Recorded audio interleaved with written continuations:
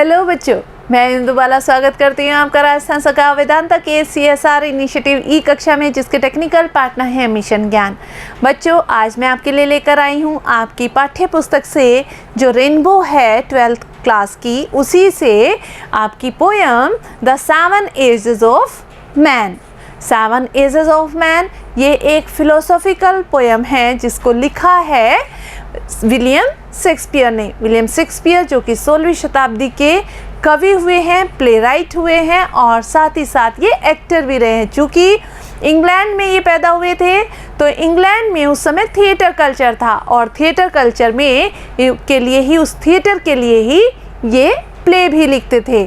तो यहाँ पर जो ये पोयम है 7 एजेस ऑफ मैन, ये इनके एक play as you like it से ही ली गई है। वहाँ पर एक कैरेक्टर है जैक्स जो कि इस कविता को बोलता है। ये एक मोनोलॉग है। मोनोलॉग यानी कि जब व्यक्ति अपने आप से ही कोई डायलॉग करता है। तो आइए देखते हैं इस पोयम में विलियम शेक्सपियर ने क्या कहा है। तो देखते हैं poem the 7 ages of man. तो फर्स्ट स्टेंजा ये है कि all the world is a stage and all the men and women merely players. They have their exist and their entrances, and one man in his time plays many parts, his acts being 7 ages. Poet in पंक्तियों में कहते हैं कि all the world is a stage। यहाँ walls apostrophe दिया है ना, इसका मतलब है is। ये जो पूरा वर्ल्ड है, ये पूरा संसार जो है, ये क्या है? ये एक स्टेज है। स्टेज यानी रंगमंच, जो मंच होता है जिस पर नाटक खेले जाते हैं। तो वो एक मंच है। क्या मंच है? ये पूरा ही संसार एक मंच है। And all the main and women merely player. Merely मतलब है केवल। हम जितने भी स्त्री पुरुष यहाँ पर हैं, स्त्री पुरुष सब क्या है? मेन एंड वीमेन क्या है? वो सिर्फ प्लेयर्स हैं। प्लेयर्स यानी रोल प्ले करने वाले लोग, यानी एक्टर्स हैं। They have their exist. Exist कहते हैं जो बाहर जाने का रास्ता है, और देयर एंट्रेंसेस। एंट्रेंस यानी जो प्रवेश मार्ग है। तो थिएटर का जो रंगमंच होता है, मंच पर एक साइड से एंट्रेंसेस होते हैं और दूसरी साइड एग्जिट होते हैं। अगर आपने थिएटर देखा हो तो इस तरह से, या आपके स्कूल में भी होते हैं। स्कूल में जब आप कोई नाटक खेलते हैं तो नाटक में क्या होता है? उस प्ले में आप क्या करते हैं? ड्रामा में क्या करते हैं? तो वहाँ पर एक साइड से कैरेक्टर्स आते हैं स्टेज पर और दूसरी साइड से निकल जाते हैं। यानी कि इधर से प्रवेश है तो उधर एग्जिट हो जाती है। तो जो दे हैव देयर एग्जिट्स, उनके अपने एग्जिस्ट होते हैं, और देयर एंट्रेंसेस यानी उनके प्रवेश भी उनके अपने होते हैं। जैसे हम इस संसार में आते हैं तो हम जन्म लेते हैं, और वो जन्म लेना हमारा क्या है? वो हमारा एंट्रेंस है। यानी इस रंगमंच पर हमने प्रवेश कर लिया है। हर एक पात्र जो होता है, रंगमंच का पात्र होता है, वो अपने अपने पार्ट के, अपनी अपनी भूमिका के आधार पर ही मंच पर पहुंचता है। जब उसकी भूमिका खत्म हुई तो वो वहाँ से चला जाता है। तो यहाँ पर कवि ने कहा है कि ये जो संसार है ये भी एक रंगमंच है, और इस पर जितने भी स्त्री पुरुष आते हैं, यानी जो भी इस पर जन्म लेता है, वो रंगमंच के समान ही अपना रोल प्ले करता है और यहाँ से चला जाता है। हमारे अपने एग्जिट्स होते हैं, यानी कि बाहर जाने के रास्ते होते हैं, और अपने एंट्रेंसेस होते हैं अपनी भूमिका के अनुसार। आपने देखा होगा जब थिएटर में या कहीं भी नाटक होता है तो जिसकी भूमिका आती है वही मंच पर होता है, बाकी कैरेक्टर्स वहाँ से चले जाते हैं। तो ये कहते हैं कि हम अपनी भूमिका के अनुसार मंच पर आते हैं, यानी इस संसार में जन्म लेते हैं, और फिर इस संसार में अपनी भूमिकाएं निभाकर यहाँ से चले जाते हैं अपने जो एग्जिस्ट हैं उनके थ्रू। नेक्स्ट देखिए कवि क्या कहते हैं। And one man in his time plays many parts. ये कहते हैं एक व्यक्ति जब तक स्टेज पर रहता है, यानी एक स्टेज पर वो अपने बहुत सारे पार्ट्स अदा करता है, बहुत सारी भूमिकाएं निभाता है। तो उसी तरह से हम भी जब इस संसार में जन्म लेते हैं तो तो हम बहुत सारी भूमिकाएं निभाते हैं, सिर्फ एक रोल ही प्ले नहीं करते। जन्म से लेकर मृत्यु तक हम बहुत सारी भूमिकाएं निभाते हैं। His acts being 7 ages, और ये क्या कहते हैं यहाँ पर ये विलियम शेक्सपियर कहते हैं कि हिज एक्ट्स, जो हमारे एक्ट्स हैं, जो हमारे पार्ट हैं, जो हमारा रोल है, जो हमारे काम हैं, बीइंग 7 एजेस, इस पूरे की पूरे जो हमारा रोल है उसको इन्होंने 7 भागों में विभाजित किया है। यानी पूरी जो हमारी भूमिका है इस संसार में हमारे आने से लेके मृत्यु तक इन्होंने 7 भूमिकाएं बताई कि हम 7 भूमिकाएं निभाते हैं। वो देखिए, आप जो 7 भूमिकाएं हैं एट ए ग्लांस आप यहाँ पर देख सकते हैं। जो मैंने ये पिक्चर ली है भाई, यहाँ पर जन्म लेता है बच्चा, इन्फेंट, फिर वो थोड़ा बड़ा होता है, फिर थोड़ा और बड़ा होता है, फिर वो अपनी और भूमिकाएं निभाता है, और इसी तरह से भूमिकाएं निभाते निभाते लास्ट में उसका लास्ट साइकिल ये आता है और वो यहाँ से विदा ले जाता है। तो इस तरह से पूरी जो स्टेज है, यानी कि ये संसार है, संसार में व्यक्ति अपने 7 भूमिकाओं को निभाता है। एक नॉर्मल जीवन की बात हो रही है ये। तो देखिए आगे क्या कहते हैं कवि कहते हैं, first the infant milling and puking in the nurse's arms, then the winning schoolboy with his satchel and shining morning face creeping like a snail unwillingly to school। देखिए, ये जो स्टैंजा है, इस स्टैंजा में कवि ने 2 भूमिकाएं बताई हैं। जो प्रथम 2 भूमिकाएं हैं उनका यहाँ पर जिक्र किया है। पहले ही कहते हैं एक फर्स्ट, सबसे पहली भूमिका क्या होती है किसी की भी इस संसार में आने के बाद, वो भूमिका कौन सी है? वो भूमिका है एक इन्फेंट की। इन्फेंट यानी एक शिशु। शिशु कितना बड़ा होता है? 0 से और 1 साल के बीच की जो आयु है उस बच्चे को कहते हैं हम इन्फेंट। तो 0 से 1 साल का जो बच्चा होता है, यानी 1 साल से छोटा जो बच्चा होता है, उसको वो क्या करता है? वो करता है म्यूलिंग। म्यूलिंग, वो रोता रहता है जब भी भूख लगती है, कभी कोई दर्द होता है, तो वो बोलना नहीं जानता, एक्सप्रेस करना नहीं जानता। वो कौन सी तरह से अपने एक्सप्रेशंस देता है? वो रोकर, चिल्लाकर, क्राइंग करके। एंड प्यूकिंग, प्यूकिंग कहते हैं कि वो उल्टी कर देता है, वॉमिट कर देना, जो भी हमारे अंदर हो उसको बाहर निकाल देना। तो वो रोता है और उल्टी करता रहता है। In the nurses arm, nurses arm किसी नर्स की गोद में, आर्म्स मतलब जब हम बच्चे, छोटा बच्चा होता है उसको गोद में लेते हैं। तो जो बच्चे को पालन करने वाला होता है, वो उसकी माँ भी हो सकती है, या जो भी व्यक्ति उसको गोद में लेता है, चाहे वो उसकी आया हो सकती है, नर्स हो सकती है, या उसकी माँ भी है, तो उसकी गोद में वो वॉमिट करता है और रोता रहता है। ये उसकी पहली स्टेज होती है। अबोध होता है एकदम, उसको कुछ भी नहीं उसके पास होता और वो सिर्फ यही काम करता है, दूसरा काम नहीं करता। Then the whining school boy with his satchel, और उसके बाद जो सेकंड स्टेज आती है, सेकंड स्टेज में क्या होता है? वो इन्फेंट से थोड़ा बड़ा हो जाता है और winning school boy. Winning school boy का मतलब होता है, विनिंग मतलब हमेशा कोई ना कोई शिकायत करते रहता है। जैसे वो स्कूल जाने वाला जो बच्चा होता है, कोई ना कोई शिकायत उसको हमेशा बनी रहती है। And with in satchel, satchel मतलब जो उसका स्कूल का बस्ता होता है, उस बस्ते को वो पीठ पे टांग के और स्कूल जाने के लिए शिकायत करता हुआ स्कूल जाता है। कैसे जाता है? And shining morning face creeping, उसका चेहरा उस समय, चूँकि वो अभी बच्चा है, चेहरा उसका सुबह का चेहरा होता है जो कि एकदम चमकती हुई सुबह होती है। क्रीपिंग, जो बच्चे से, शिशु से, एकदम शिशु से, इन्फेंट से वो थोड़ा बड़ा हुआ है, लेकिन वो किस समय, जैसे पूरा दिन का जो समय होता है, सुबह की चमक जो रहती है वो उसके चेहरे पर होती है, वैसा ही उसका चमकता हुआ चेहरा है। एज की बात हो रही है उसकी। फेस क्रीपिंग, क्रीपिंग कहते हैं घिसटते हुए चलना, मतलब रेंग रेंग के चलना। तो रेंग रेंग के क्यों चलता है वो? क्योंकि वो लाइक स्नेल, रेंग के कौन चलता है? स्नेल, जो घूंगा होता है वो चलता है रेंग के। तो वो बच्चा भी उसी तरह से रेंग रेंग के चलता है। अनविलिंगली टू स्कूल, अनविलिंगली एकदम अनिच्छा से। कहाँ जा रहा है वो? स्कूल, क्योंकि उसको ने अभी संसार को नहीं देखा, वो संसार के बारे में बहुत ज़्यादा जानता भी नहीं है। उसकी जो परेशानियां हैं या बहुत सारी चीज़ें उसके जानने के लिए पड़ी हैं, उन सब से वो अभी थोड़ा डरा हुआ भी है।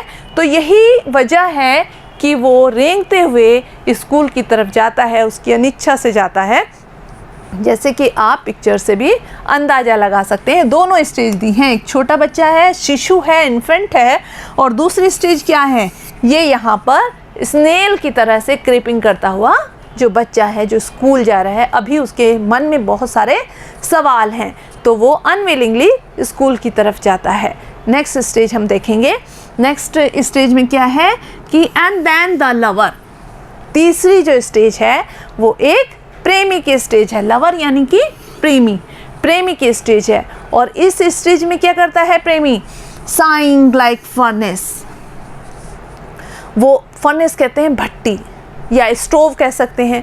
जैसे वो भट्टी होती है, फर्नेस भट्टी होती है, भट्टी की तरह से वो धधकता रहता है। साइंग, साइंग मतलब आहे भरता रहता है। किस लिए? With a woeful ballad. Ballad कहते हैं गीत, और जो वूफुल है, जो विरह के गीत होते हैं, दुखद। एक प्रेमी जब अपनी प्रेमिका से अलग होता है तो वो कैसे गीत गाता है? आपने फिल्मों में भी देखा होगा कैसे गीत गाता है। थोड़े विरह के गीत होते हैं उसके, थोड़े दुखद भरे गीत होते हैं, क्योंकि वो अपनी प्रेमिका से मिलना चाहता है और वो अपनी प्रेमिका से मिल नहीं पाता, तो इसलिए उससे मिलने के लिए वो आहें भरता रहता है और धधकता रहता है। और किस तरह के वो क्या करता है? गीत गाता है, गीत लिखता है। कैसे? विरह के गीत लिखता है। Made to his mistress eyebrow. किस लिए वो लिखता है? अपनी मिस्ट्रेस, उस लड़की के लिए जो उसकी ड्रीम गर्ल है, उस ड्रीम गर्ल के लिए उसकी आईब्रोज। आईब्रोज यहाँ पर सिर्फ उसकी भौहें कहते हैं आईब्रोज भौं को, लेकिन यहाँ पर उसके पूरे शारीरिक सौंदर्य के लिए है। उस लड़की के शारीरिक सौंदर्य को लेकर उस पर गीत लिखता है और दुख भरे नगमे गाता रहता है। कौन? प्रेमी। जो उसकी कौन सी एज है? ये हमारी तीसरी एज है, जब बच्चे से वो थोड़ा बड़ा हो जाता है। नेक्स्ट स्टेज है देन अ सोल्जर, जो चौथी स्टेज है। ये कौन सी स्टेज है हमारी? ये हमारी फोर्थ स्टेज है। और इस फोर्थ स्टेज में वो क्या बन जाता है? एक सिपाही। सिपाही नहीं बन जाता, हर कोई सिपाही थोड़ी बन सकता है, कोई भी दूसरा अपने ऑक्यूपेशंस लेते हैं, सिपाही तो हर कोई नहीं बनता। तो यहाँ पर लेकिन जो सिपाही की कैरेक्टरिस्टिक्स होती हैं वो उसके पूरे व्यक्तित्व में आ जाती हैं। Full of strange oaths. Oaths कहते हैं यहाँ पर जो शपथ ले लेना, कसम खा लेना।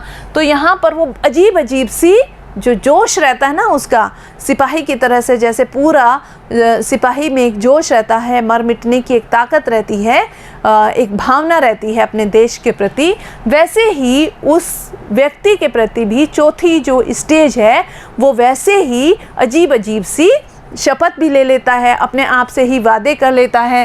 And bearded like the pard. Pard यहाँ पर कहते हैं लेपर्ड को।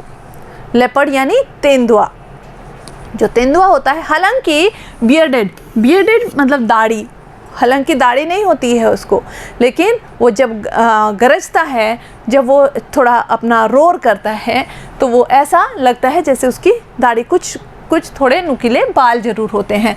तो कहते हैं कि full of strange oaths and bearded like the pard. उस लेपर्ड की तरह, उस तेंदुए की तरह से वो दाढ़ी वाला होता है। And jealous in the owner. Jealous in the owner, इस ये फ्रेज को देखो। जेलस इन द ओनर का मतलब है यहाँ पर वो सम्मान के लिए जेलसी करता है, यानी कि उसको समाज में एक स्थान बनाना होता है अपना, और हर व्यक्ति से वो यहाँ पर अपना कंपैरिजन भी करता है और इससे अपनी जेलसी भी उसको फील होती है, ईर्ष्या फील होती है। And sudden and quick in quarrel, और क्या करता है? अचानक से वो इतना जोशीला होता है और इतना अभी वो बहुत ज़्यादा समझदार नहीं हो पाता, तो वो क्या करता है? बहुत जल्दी ही वो अपना संतुलन खो देता है और उस संतुलन में वो क्या करने लगता है? क्वेरल करने लगता है, लड़ने लगता है। बहुत जल्दी अचानक से वो लड़ने के लिए उतारू हो जाता है। Seeking the bubble reputation. किस लिए? बबल कहते हैं बुलबुला, और आपने देखा होगा बुलबुला की आयु बहुत छोटी होती है, बहुत कम देर के लिए वो टिकता है। बुलबुला आप थोड़ी देर रहेगा और जैसे ही उसमें एयर प्रवेश कर जाएगी वो फूट जाता है। तो ये कहते हैं seeking the bubble reputation. Bubble मतलब क्षणिक और रेपुटेशन जो होता है स्थान।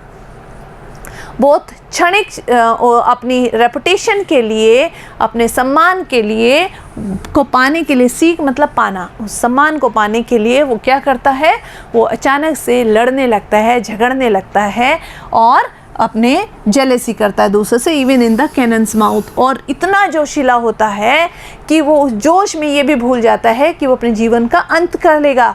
और क्या करता है, कैनन्स माउथ, वो कैनन कहते हैं तोप के मुंह में, जैसे तोप के आगे खड़े हो जाना तो होता है ना कि अपने आप खतरे मोल ले लेना, तो वही उसका होता है कि वो सिपाही की भूमिका में होता है और खतरे मोल लेना यानी रिस्क पर रहना, रिस्क ले लेना, रिस्क उठा लेना, ये इसके व्यक्तित्व का लक्षण होता है। जैसे हम जो एक एज होती है उसमें बहुत रिस्क उठा लेते हैं। आपको पता होता है जैसे किशोर अवस्था में ही आप देखें तो जो थोड़े बच्चे हैं वो क्या करते हैं, वो बाइक से स्टंट वगैरह करते हैं। तो स्टंट क्या है, स्टंट करना क्या है, वो भी अपने जोश को दिखाना ही है। भले ही उनको पता होता है कि वो गिरेंगे लेकिन वो अपने जोश को दिखाते हैं। इसी तरह से जो फोर्थ स्टेज है वो एक सोल्जर की स्टेज होती है। नेक्स्ट है, इस पंक्ति में कवि क्या कहते हैं, and then the justice in fair round belly with good cap and line with eyes severe and beard of former cut, full of wise saws and modern instance, and so he plays his part।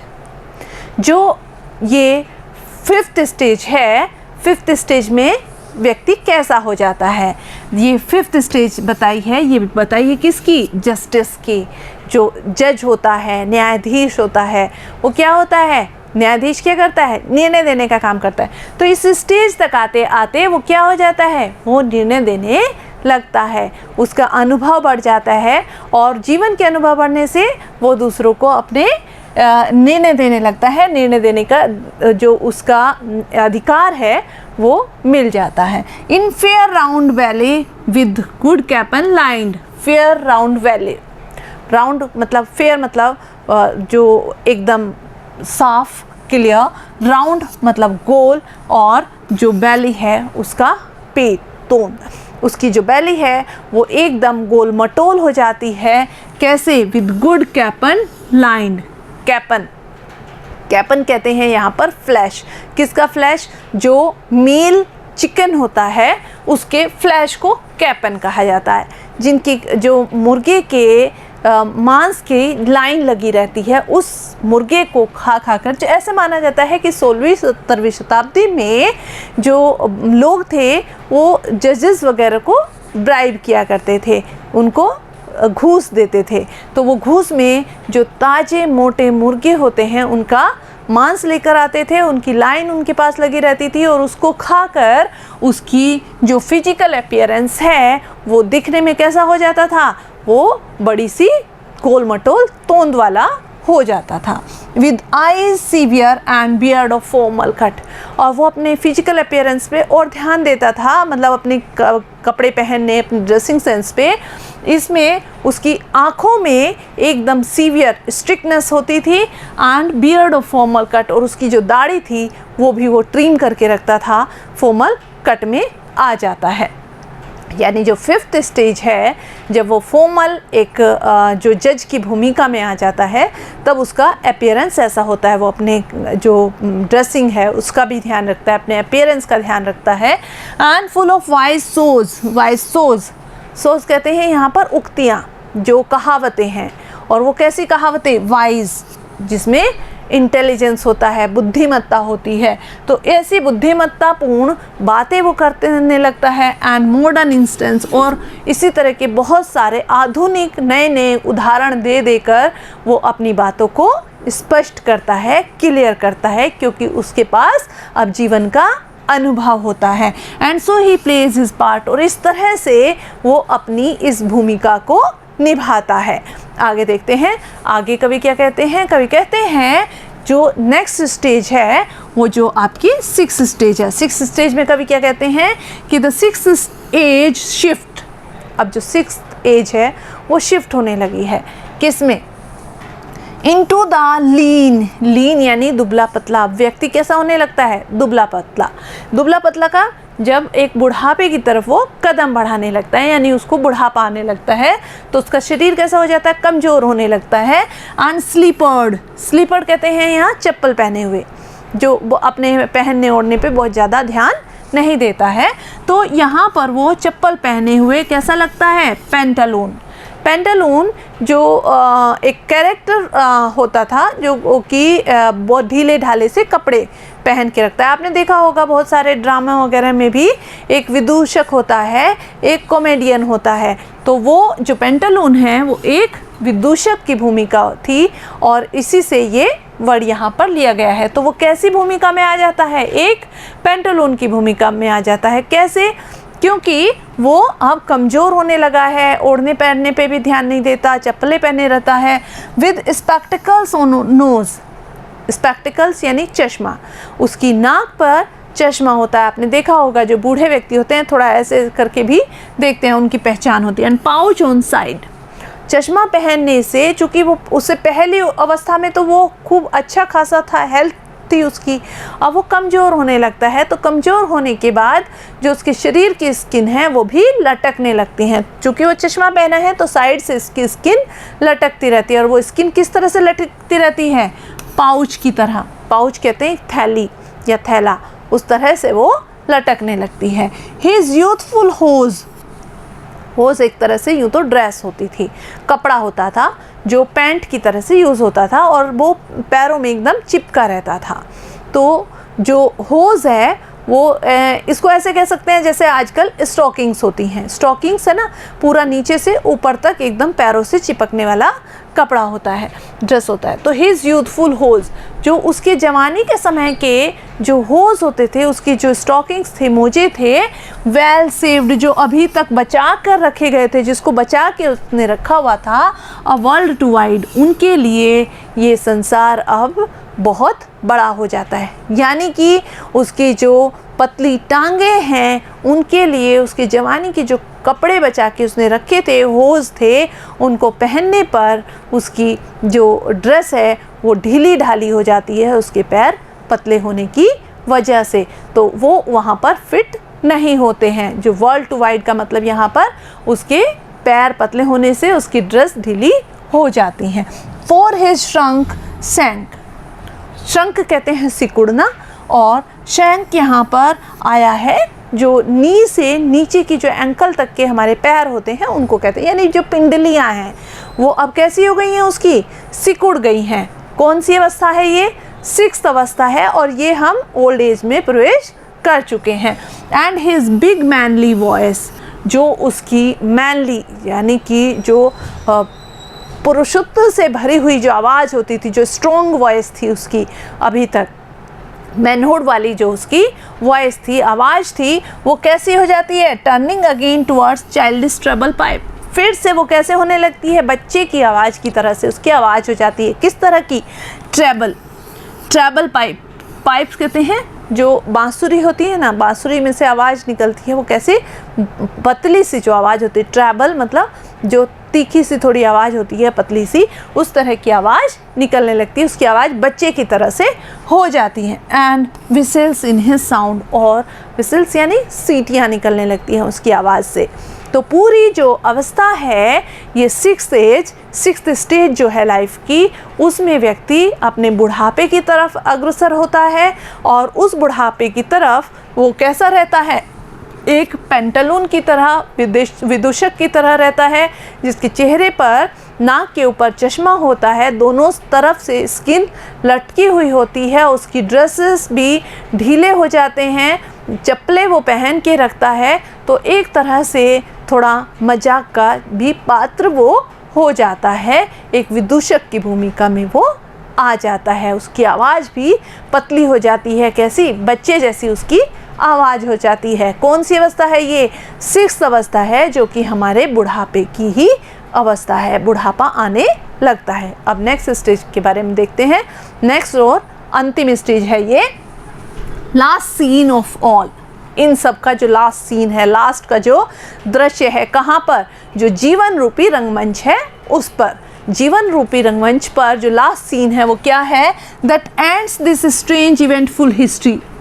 Eventful जिसमें बहुत सारी घटनाएं हुई हैं, इन इतिहास की इन घटनाओं, जो कैसी घटनाएं हैं? स्ट्रेंज, बहुत अजीब सी जो घटनाएं हैं, ये जन्म से लेके जो मृत्यु तक का जो पूरा इतिहास है, इसमें जो अजीब घटनाएं होती रहती हैं वो सब क्या होने लगती हैं? अब ख़त्म हो जाती हैं।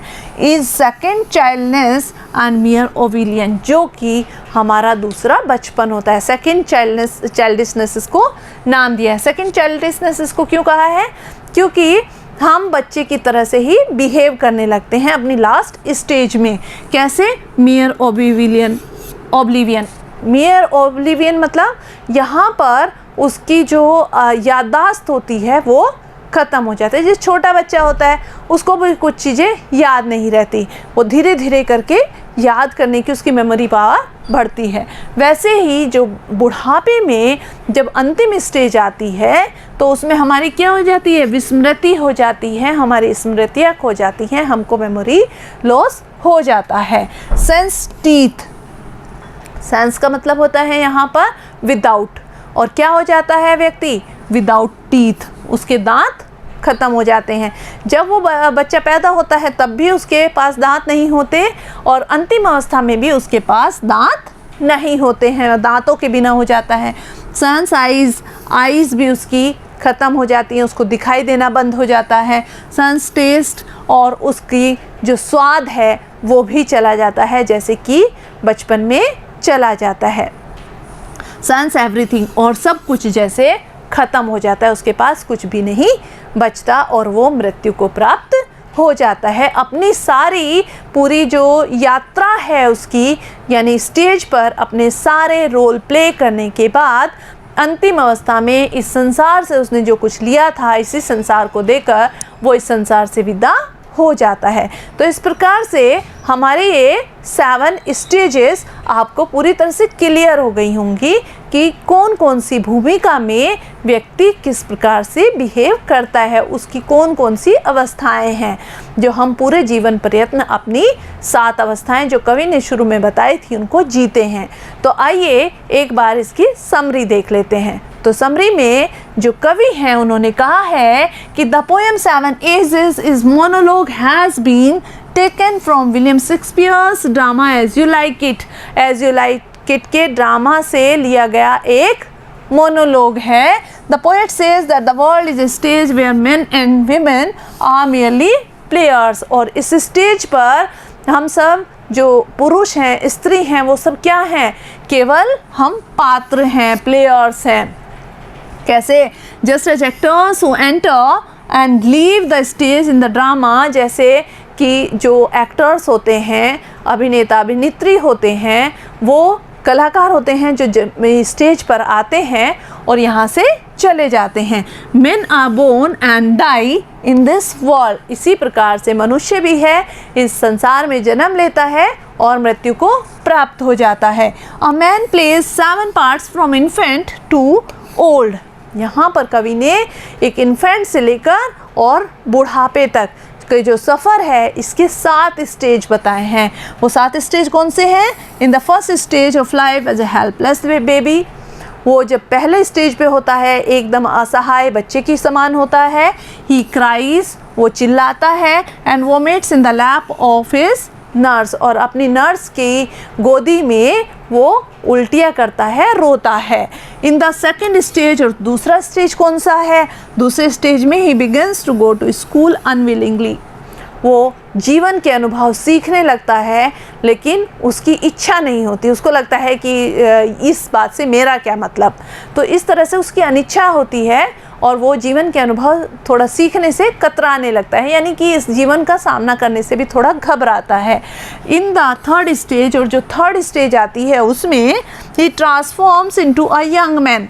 जो एज है, इस एज तक आते आते व्यक्ति अपोजिट जेंडर की तरफ थोड़ा आकर्षित होता है और इस आकर्षण की वजह से वो आहें भरता है, उसको प्राप्त करने की कोशिश करता है। एक प्रेमी की भूमिका में आ जाता है जो अपने प्रेमिका को पाने के लिए तड़पता रहता है। ही इज़ सेंटिमेंटल, थोड़ा भावुक हो जाता है और उसके लिए प्यार भरे नगमे तक लिख डालता है। In the fourth stage he is bold and fearless soldier. और फिफ्थ स्टेज में क्या होता है, वो एक बोल्ड, बहादुर और निडर एक सोल्जर की भूमिका में आता है। उसको किसी भी चीज़ से डर नहीं लगता, यानी वो थोड़े रिस्क लेने लगता है। अब देखते हैं जो फिफ्थ स्टेज है। फिफ्थ स्टेज आती है, the fifth stage is the age of justice, जो कि एक जस्टिस की एज है, एक न्यायाधीश की भूमिका में आता है। A middle aged person becomes wise and experience. अब तक यहाँ तक आते आते व्यक्ति एक्सपीरियंस्ड हो जाता है, अनुभवी हो जाता है, बुद्धिमान हो जाता है। In the sixth stage he begins to lose his charms. लेकिन सिक्स्थ स्टेज तक आते आते वो अपना चार्म खो देता है और वो क्या हो जाता है, बिकम्स ओल्ड, अब वो बूढ़ा हो जाता है। In the final stage he loses his status and becomes a non entity. और जो लास्ट स्टेज तक जाते जाते, जो फाइनल स्टेज है उस तक जाते जाते वो अपनी सारी चीज़ें, जो यहाँ से अपना स्टेटस खो देता है, अपना जो उसका अस्तित्व है वो खोने लगता है, उसकी सारी चीज़ें जो उसने संसार से सारी चीज़ें ली हैं वो उससे छूटने लगती है।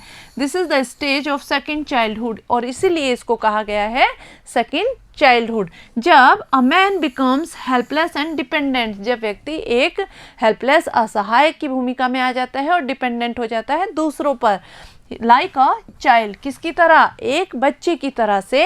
ही लूजेस हिज मेमोरी, वो अपनी याददाश्त भी खो जाता है, स्मृति लॉस होने लगता है, उसको मेमोरी लॉस होने लगता है। His teeth, his eyesight, taste and everything by the stage. और क्या खो देता है वो, अपने दांत तो उसके गिर जाते हैं, दांत खो देता है। आई साइट, आँखें भी उसकी रोशनी कमज़ोर हो जाती है, कम दिखने लगता है।